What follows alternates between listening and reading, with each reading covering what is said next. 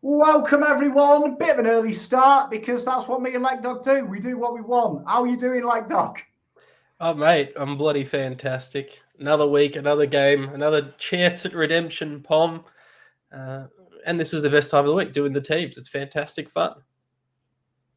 Mate, it's what we're all about in it. I mean, obviously the teams usually drop somewhere between 5, could be 5:15. The AFL just do whatever they want, really. As you all flutter in, obviously big game this week. Out west in West Coast. Obviously, the last time that Carlton beat West Coast in West Coast, Prince Andrew was legally allowed to work as an au pair. So it's quite a while ago. I'm allowed to make that joke. He's my royal family. He's not It yours. has, technically, he's my royal family too. It's been a while since we've won. It's been a while since we've beaten West Coast. I was looking through the numbers, the stats today. It is so depressing. It is so depressing. Well, I mean, obviously, when you look at past records with Carlton Football Club, you've got to also bear in mind for the last decade, we have been literally only in the league so we can prop them up financially, but also on the leaderboard. So it's a wee while. You'd have to go back a fair while, wouldn't you? I mean, Britney Spears was in the charts when Carlton last beat them. It's been a while. It's been a while. And yes, when you look at our recent record against pretty much anyone that isn't Fremantle, it's pretty depressing. So, but it's all right because we're a new club and we win games of football now for the most part, Pom. We Except have when as you and well. me And come on here and guarantee a win. yeah, well, I mean, I can't remember. You guaranteed a win last week, didn't you? Yeah, from memory, I had come home from the pub and jumped straight on the live, and I made quite a few claims that floated around the St Kilda forums, and here we are a week later, and I've suffered for my sins. Yeah, well, I mean, I think I was respectful just purely because of my wife, but I won't be so respectful this week. Obviously, we do know there is going to be some changes. Connor West, Elliot Yeo, and Josh Rotham, they were outed. That's a good phrase, that isn't it? To be outed by the Eagles. And presumably 4 of Witherden, Clark, Edwards, Cully, Josh Kennedy, and Foley. Cully obviously not playing, rumoured as they've said that they will do a big announcement for him, so we don't expect to see him. Carlton, obviously, big guns return. Jacob Waitering, poster boy of all things good down the back for Carlton, is in the team. Matty Owies, leading inside 50 tackler in the league, he's back. And potentially Sam Durden and William Bartholomew Hayes could be. There is rumours circulating on Twitter he's got a debut because a picture's circulated with a few people smiling. I'm not too sure. I actually think they were debating with Adam Chera, is he the only footballer in the history of the game to be on over 500k a year and have a haircut that looks like one of Jim Carrey's characters? To be fair, Jim Carrey was getting paid a lot when he had those shitty haircuts as well. We know Matt Owies and Wiedering are going to play, or you'd assume, because they've been named on field in the team. I've been saying it for weeks now, Pop. I would love to see Will Hayes play. I actually wouldn't mind seeing Sam Durden in and see if we, play Lewis Young as that intercepting defender. But I dare say we probably know what the changes are going to be. If Will Hayes was to come in, who do you think would come out for him? Well, I mean, I'd say the obvious one is Jack Nooms. Will Hayes is basically a premium brand Jack Nooms. So, I mean, that's a great comment by Shannon here. Really getting into the spirit of things. We know Pom likes an analogy. Jesus played off halfback for Jerusalem last time he beat his mom. You know what I mean? I didn't mind Moses in the small forwards, to be honest, as well. This is a big one. Parting the opposition. Oh, that's clever. Oh, Black Dog with a bit of biblical knowledge. Flaggers, did you hear about Liam Jones talking with Essendon? The AFL lifts the mandate. Fuck him. Yeah, don't care. It would be classic Essendon to go after, how old would he be? 33, 34 next year. ex-Carlton player post-peak. I think all the power to them if they want to work with each other moving forward. But yeah, don't care. Wouldn't be in their best 22 right now. So, for me, if you look at the Lewis Young Wiedering combination, you've got to be doing something that Essendon did before their drug scandals to think he'd be in the best 22. There's my dig. Obviously, let us know in the chat, what is your predictions for the ins? I'm going to have a guess and say that the bench will be Chera, Fisher, Nooms, and Corey Durden. What's everyone's thoughts in chat and yours, Lekdog? Yeah, I think Chera, Fisher will play. He's just signed his big extension. Durden and I think Nunes probably holds his place. I think maybe that means Josh Honey is unlucky in that forward line. They've got Owies and Motlop as the smalls. I'd love to see Motlop and Durden at the same time. So maybe because look, it's fine for Josh Honey to have not he's been fine, but he hasn't probably hit the targets that have been asked of him. Would be my guess.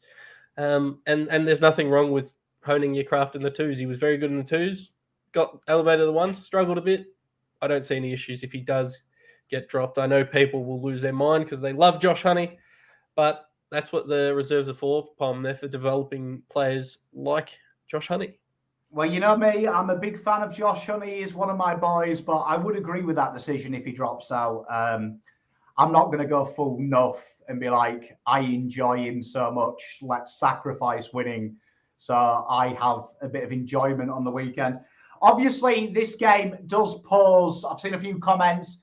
I'm not going to use the D word because I wouldn't degrade myself, but it is what you would say a potential banana skin. There we are. Look, Pom's used his plethora of vocabulary to work around the D word. Obviously, when you look at Eagles, a lot of people have been telling me that the Eagles were really impressive last week. Some people's versions of impressive versus mine isn't 35-point loss, but albeit they did win around stoppages last week, and that is no surprise. Richmond are notoriously bad around clearance and stoppages. It's not their game plan, but obviously what it does say is their pressure numbers did reach 200 in one quarter, and we do know with Carlton when pressure numbers against the 200, genuinely they go back to overusing the handball. It is meant to be wetter than an otter's pocket, evidently, on Sunday. So potential there for Carlton that this is one of them games that we should be used to if we were West Coast. Being bottom side, coming against a side top six, have to go into this game and really focus our energies on playing our way, because the only way we can lose this game is if we fall off from our mandate. Agree, Pom. I'll jump in because the team has dropped. I'll take you through it. Guess what? Predictions were correct. In Matt Owies and Jacob Wiedering. Out Josh Honey and Brody Kemp. So they're going with the three smalls. I'll read through the lines. Pom, will you do your thing? The back line, Adam Sard, Jacob Wiedering, Sam Doherty. Half-back, Nick Newman, Lewis Young, Lockie Plowman, presumably to play smaller than he has been. On the wings, Nunes, Cripps in the centre, and Walsh named on the other wing. Half forward, Matt Owies, Harry Mackay, Jack Silvani.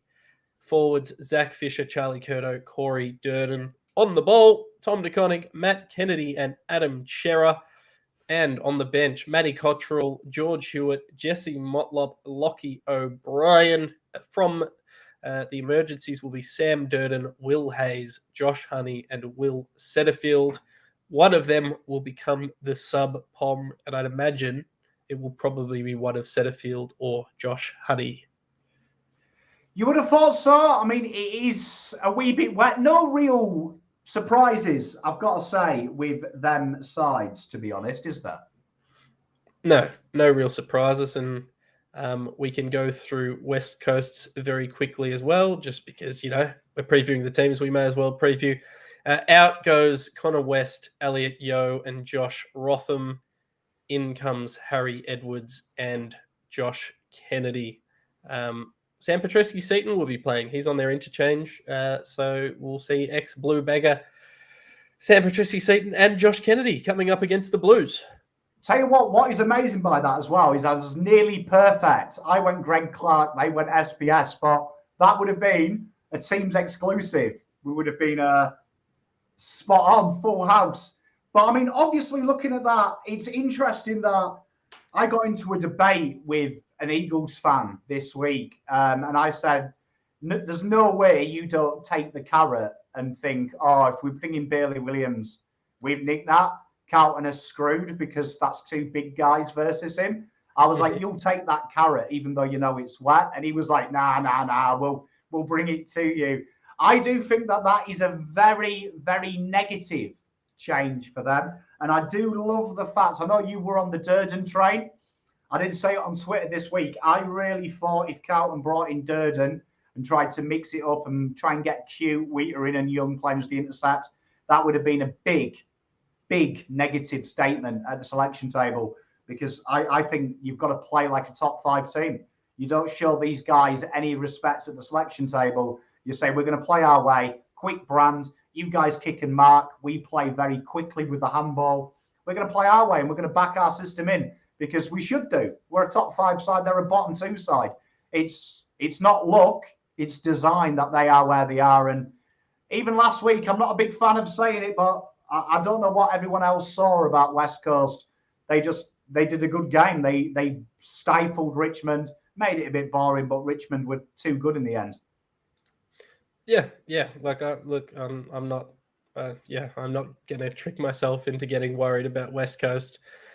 The players need to worry about doing their jobs, but in terms of being afraid of them, I don't think so. And yeah, you're probably right around Sam Durden. I just want to see him play just before he gets delisted again at the end of the year. I've seen quite a few people here. Yeah, you've highlighted this one. I reckon Stock needed a VFL game last week to crack in. Pom, we spoke about this yesterday. It's very hard to get back into the seniors when your VFL team isn't playing aligned and has bye weeks at random periods. It seems like a strange setup to me.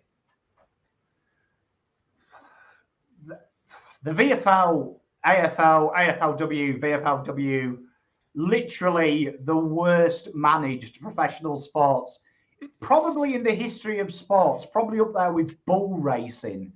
You know what I mean? It's quite bad, to be fair. It's a bizarre one. I mean, to answer your question about stocks, probably stiff. I do know everyone's going to use the M word. It's the worst word in football, mongrel. Can't stand it. But by a statistical process, what we consider mongrel stats, toughness stats, Stocker actually ranks below AFL average. So, in fact, the game that Paulson played back pocket for Carlton actually had higher tough stats than him. I do think he's got a lot of work to do in the VFL to really get to the finished article. You saw the difference between Boyd and him. Obviously, playing back pocket, your primary 2 stats are defensive pressure acts and your ability to hit targets, which Boyd is superior. I've got a sneaky suspicion, and I may have some intel on this, but I do believe he's going to be playing a bit more up the ground in the next couple of weeks in the VFL. So top secret Pom things there. I do believe that you may see him a bit further up the ground. As I've been saying for those who watch my VFL wrap, absolutely mental. He plays halfback flank for the VFL, plays back pocket for Carlton, 2 different positions. Pom, I'm losing my mind. For some reason, the comments are all about Lockie Plowman at the moment because he's staying in the side. I think people are probably underestimating the fact that the last few weeks he's been playing as a tall when his actual job is his better suited job is probably playing as a small. And I've seen a few people in here saying that he can't kick and stuff. He's actually elite for disposal efficiency. Yes, sometimes he makes bad decisions, but statistically he's actually very good at disposing the ball. He's above average for spoils. He's elite for contested defensive one-on-ones. Like he's actually, I'm not really sure. I've never really understood the hate for Lockie Plowman. He's not the greatest player in the world, but he does a job, and statistically he does it pretty well. Yes, his errors sometimes result in goals. I would say often that's more to do with a structure of him being the last man in defense a lot of the time. And I think we're going to see him this week. He'll be that Stocker / Boyd role probably this week, and he'll have a defensive task, and I imagine he's probably going to do pretty good. So I don't know if you've got any thoughts on Plough, but I don't really understand some of the claims in the comments that he's the worst player to ever play AFL. That is a bit stiff. That is. That's Sam Kerridge. But bit of bait there. For me, for those who have an opportunity, head on to Poppy and Oz. We did talk about the third defender this week, and Plowman did get a rap about talking about how different the third defender is. And it is probably the most important role in the AFL, being a third. And it's interesting enough, one of the few 4 defenders that plays the third role as a pure lockdown role is a guy called Dane Rampey for Sydney. And you find he plays the same role. Bit different setup for Sydney, though, because he also floats in the key position, but he's identical height and weight to Plowman. And you actually look at the stats, Plowman is identical to him. And that's not from playing there. I think there's a place for Plowman. What I'll caveat, I don't hate him. I'm indifferent on him. He doesn't excite me in the terms of I don't look at Plowman there and go, oh, brilliant, let's put a tweet up. I don't see the need to. I think he's just a standard AFL footballer of what I'd expect.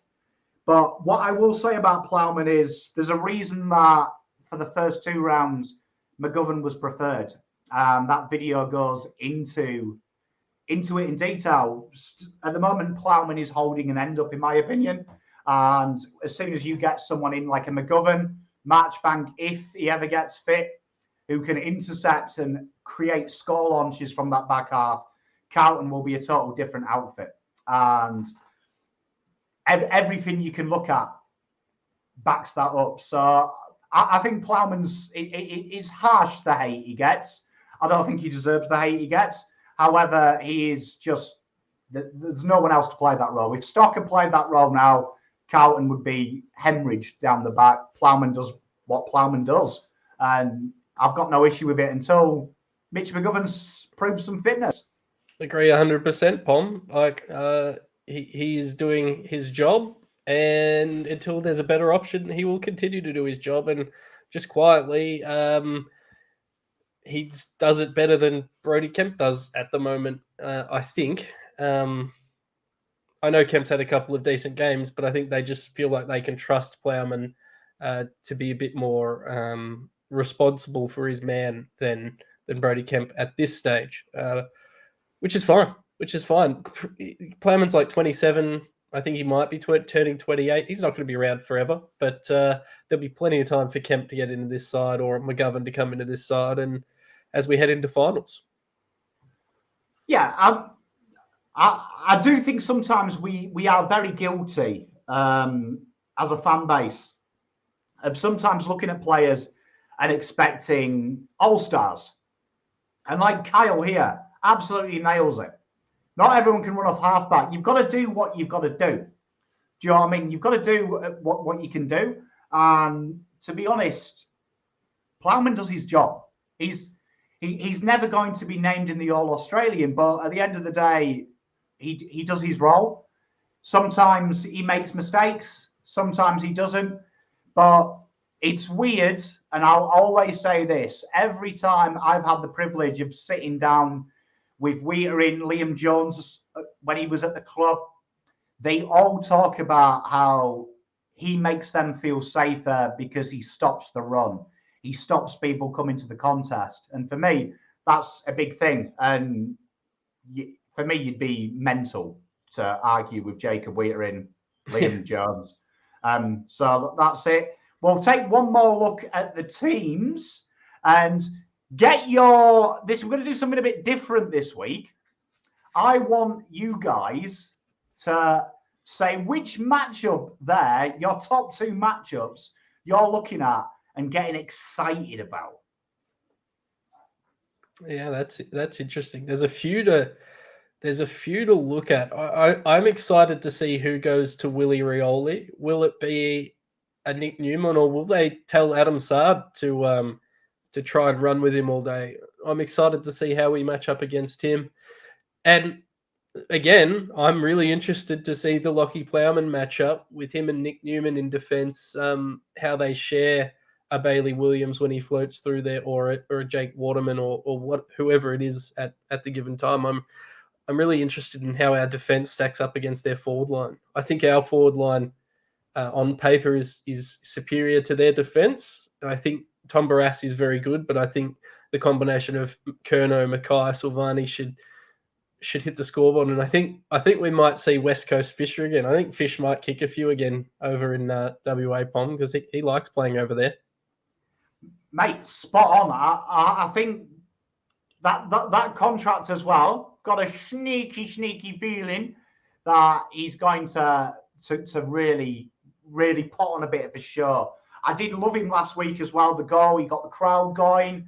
He got a bit of NBA magic. I'm a big fan of Fish, because my biggest issue with the AFL is celebrations are dog shit. You know what I mean? You've been paid 6 figures. Give me something when you snap.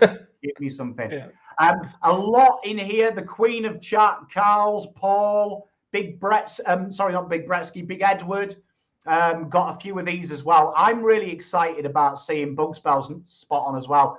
TDK versus Nick Nat. I covered that in my preview today. I am hoping TDK does what he did against Darcy. I thought what he was very good at was creating space for his midfield and just buying enough time. And my second favourite matchup in this, which I'm really looking forward to, is watching when Gaff starts outside, where usually Walsh does, and swings round the back of his midfield to take that ball. And that's where a lot of their marks are from contest. You saw an awful lot last week with Mr. Old Gaff there, taking that little handball chain out the back from Kelly and hitting Redden out wide and getting them going. That's what Walsh does. I think them two matchups are going to be very interesting. How they stop Walsh, how they stop Gaff, and also the TDK versus Nick Nat. And I've got a sneaky feeling that TDK might surprise you this week. I don't know why. I've just got a feeling, watching Nick Nat round the ground, you can see he's on limited minutes, and they've confirmed he'll be on limited minutes again. I'm excited about seeing that. I think it was against Nick Nat that first game where people started thinking TDK was going to be the next Nick Nat, wasn't it? It was over there a couple of years ago, and he was jumping all over him, and everyone got very excited. I think we ended up losing that game, but no, look, I'm keen to see it. This is a game where I would have loved Pitnet to be available, just to do some of the wearing down at the stoppages, at the center stoppages, and then allowing TDK to jump over the top ladder in the game. But we don't have that luxury, so it'll be a big job from TDK and Jack Silvani. And obviously Jack Silvani's strength is like Nick Nat. He could become a midfielder when the ball's below his feet. So I think it's going to be a really interesting ruck matchup between them and Bailey Williams as well. It's exciting. I think we should win relatively comfortably, but there's a lot of matchups in this one I'm really excited to see. I want to see Jack Redden. I'd love to see how Lockie O'Brien can run off Jack Redden on a wing if they're on the same side of the ground. There's some exciting matchups. Mate, yeah, there is, and we've got a bit of a love for SPS. Obviously, SPS returns to Carlton. So obviously, this is going to be an interesting one, because one of Carlton's weak areas, especially when the pressure comes on, is how much space the midfield gives up. And that space, incidentally, is where you'll see SPS's wonderful 5-meter kicks. Now, Carlton have got a real big advantage here. When they do switch off on transition, quick teams that play out of the back half we do struggle with traditionally. West Coast have never been a quick transition side. It's a very methodical transitional side. So it's going to be very interesting there, because you'd imagine that the ball is going to spend a bit of time in there. So you'd imagine SPS will see a bit of the ball. Pom circled the day we traded him. We circled this game. His career best was 35 disposals, 7 marks, and a goal. he's going to have 35 disposals, 7 marks to go. He is going. I know people question him as a talent when he left, and that's fine. This players when they come up against us after they've left us, they have their best game of the year. It's the only game they show up for once they've decided to leave the navy blue. It's their grand final, so he'll have a big game. I'm excited to see it. Maybe someone will. I'm excited. I want to know under Teague and Bolton. There was a lot of high-fiving and hugging and hair rubbing and being friends and chairlifting ex-players off at the end of the game. I'm wondering if under Vossi, how that attitude might change, Pom. Maybe we won't be best friends out there. I genuinely don't think he will. I don't think that's Vossi's caper. It's definitely not something that I'm comfortable with. You can have a beer after the game and stuff, but in game, you've got to look at SBS will want to put on the show. And I'm the opposite of you. I don't think SBS will have more than 14 touches this game. Fair. It probably doesn't help that I've got him in a must-win draft league and I really wanted to score well. I'm sorry to break it to you. Obviously, a lot was talked about last week as well with Carlton around the ball. It was a very unusual one. Me and Paolo have covered this at length. Big surprise being Chera with 0 time on the ball and less than 5% around stoppages. It was a shock. We do believe he was carrying a small bit of injury. That's the rumour. Obviously, being named, which you would assume he's fully fit. I think the big thing for me last week as well was Walsh upped his minutes back to the quiet patches of Walsh in mid-year, where Walsh's best work this year has been when Fisher and Chera take 50% of them periods. It's where Carlton have actually been the most productive. And you did see last week, no one really did that wonderful move that Hewitt does, where Hewitt gets the ball and looks to transition the ball that way. You found Walsh got very hand-tied. And Kane Cornes made a wonderful article this week about Walsh. And it was actually one of his good ones about how can Carlton free him up. And I do think you may see this week the best of Walsh, because I predict that Voss will have learnt his lesson. When Walsh has been in tremendous form, there's a reason that he's been started just outside the square in them things. We saw him a lot inside the square last week, and it didn't quite work. And the Walsh we know and love didn't really have anyone to give it to, because he was the one we give it to. So hopefully we see Fisher get a bit of on-ball time, and hopefully we see Chera get a bit of on-ball time. But if Chera's injured, give it to Fisher this week. Yep. I'm with you. I'm assuming he's healthy. I think we'll see a lot of Chera on ball this week, and I think that's where his best footy's come from us this year. Has been as that almost extractor role earlier in the year, where his numbers weren't necessarily super high, but he was getting it out to the right guys. That's what I want to see. I didn't love what I saw last week, and yes, I understand he might have been carrying an injury, but I just thought he was ineffective and not in the right places. So if you put him near the ball, he should be able to find it, and when the ball's in his hand, it's only a good thing.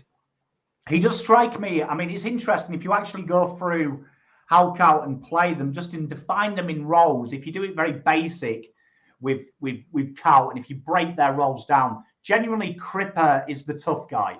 He's extracting the pill.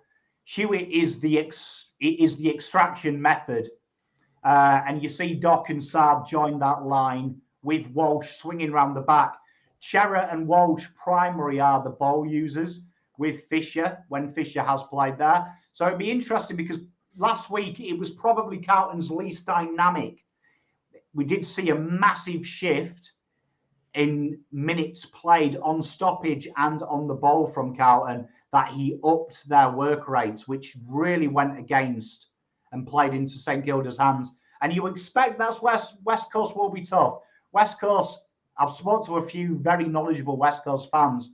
They're of the illusion that they've got to do what they did against Richmond and make it ugly. Because if Carlton get it on the outside and get the spread, we have got too much for them, as the ladder position shows.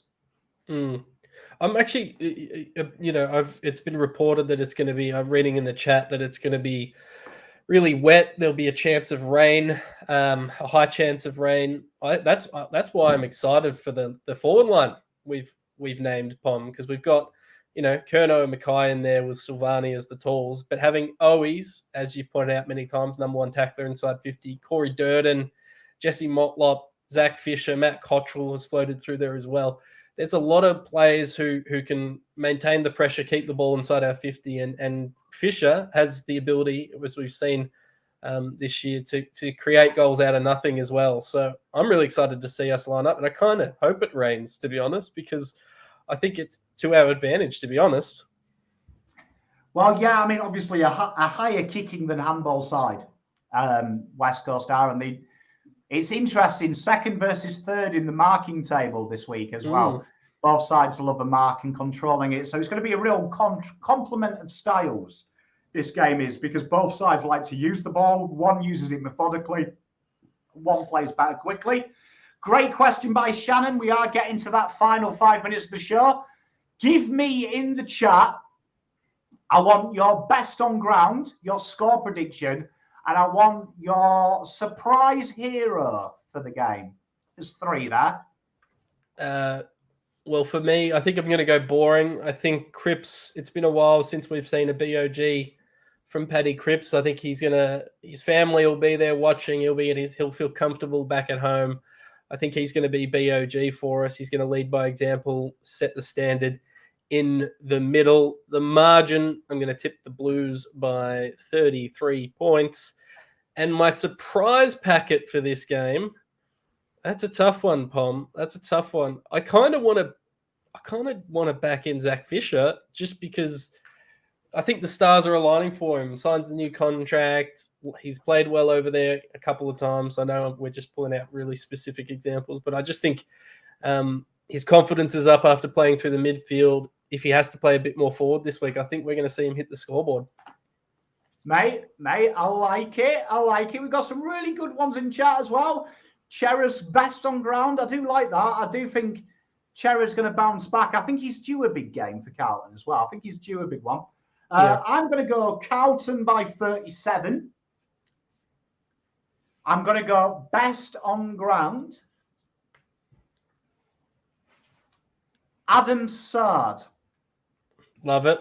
I've got a feeling transition could be a big one. And my surprise, and this is going to shock you all, George Hewitt is going to kick 2 goals. Ooh. I like it. I don't think he's kicked 2 for us in a game yet. Well, I mean, at the moment when he's inside 50, he couldn't hit a cow's ass with a banjo. So, I'm really putting a surprise. Some great ones in here as well. Shannon, he's gone Bam Bam, best on. Motlop, that's a good 4 one. goals and a rising star. I like that. Paul Hill, 5 goals. Doc, best on. Milton, George, best on ground. Sard will rip it up again. TDK with a hanger, 44 points. I like it. Cripps, Carlton. Tell you what, Petra. Tell you what, team game. Said it earlier, I agree with you. 3 points by Carlton. Struggling cooked again. Oh, no, don't do that to me, Shane. Kennedy, 30 possessions. Mackay, 5 goals. And tell you what, to finish up, give me your end of game headline from Carlton. Oh, I hate it when you do this. Wiedering shores up Carlton's premiership chances. My dog's losing its mind behind me. Okay. That's good. That's good. Carlton go full Noah in the wet at Optus, cementing top 2 spot. Love it. Love it. Jesus, Bugs Bell. You can't wish that on player. Jesus Christ, Bugs Bell. Jesus.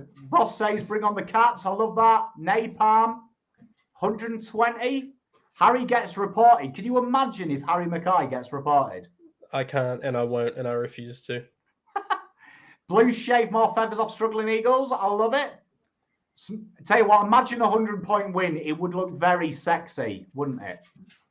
Oh, mate, we haven't had a big demolishing yet, so I'd love to see one. Blue skies in the west as the rain fall. Well, make sure you head down to Optus if you can get there. There is a wonderful function on. So check out Carlton WA Blue Supporters Group. They've got a function, real good bunch of crew down there as well. It's usually a home game for Carlton in WA because Western Australians just don't understand footy. Big game though. Get round. If you can't get into WA because you're Victorian, a Queenslander, a Northern Territories, overseas, in Tasmania, I think there's another state I've missed out, Queensland. Get on to the watch along. I will be live in the afternoon. We'll have a sing along. We'll cheer the boys home. If you don't do all that, please make sure you go and check out the podcast that Mr. Leckdog does. JockReynolds.com.au. Yeah, JockReynolds.com.au. It is literally like being sat having dinner with Jesus Christ himself, but it's fantasy football. All those, though, make sure you tune in, get yourselves on fan cams, let us know. Enjoy this win. Go Blues. We'll see you next week. Chance to cement top 4, though, with the results. Think about it. Top 4 with the results. Win this one, go into Geelong with a chance at the top 4. Go Blues. Go Blues.